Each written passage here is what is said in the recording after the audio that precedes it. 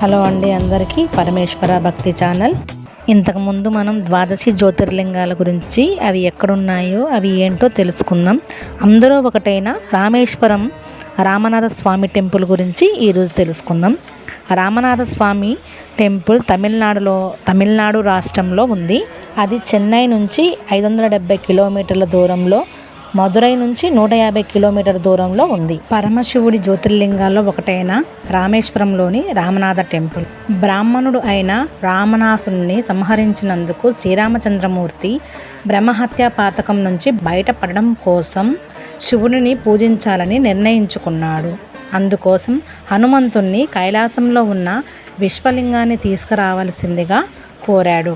కైలాసం చేరుకున్న హనుమంతుడు విశ్వలింగాన్ని తీసుకురావడం ఆలస్యం అవ్వడంతో సీతమ్మ తల్లి అక్కడే ఉన్న ఇసుకతో లింగాన్ని తయారు చేశారు. హనుమంతుడు తెచ్చిన విశ్వలింగం, సీతమ్మ చేసిన ఇసుకలింగాన్ని ఈ ఆలయంలో రామనాథ స్వామి గర్భగుడిలో మనం చూడవచ్చు.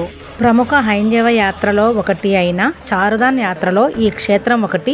కాశీలో తీసుకువచ్చిన గంగని ఇక్కడ సముద్రంలో కలిపితేనే కాశీయాత్ర పూర్తి అవుతుందని శాస్త్రాలు చెబుతున్నాయి.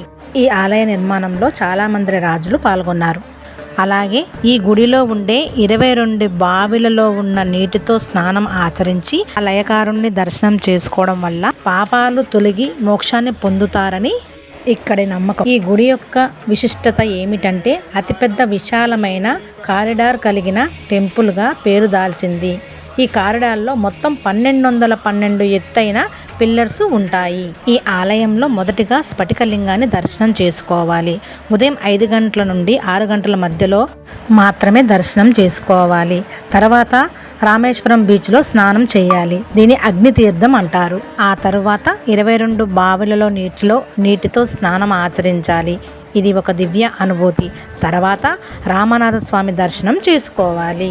ఇదండి రామేశ్వరంలోని రామనాథ స్వామి టెంపుల్ గురించి. మరొక జ్యోతిర్లింగం గురించి మరొక వీడియోలో తెలుసుకుందాం. Please like, subscribe my channel. Thank you.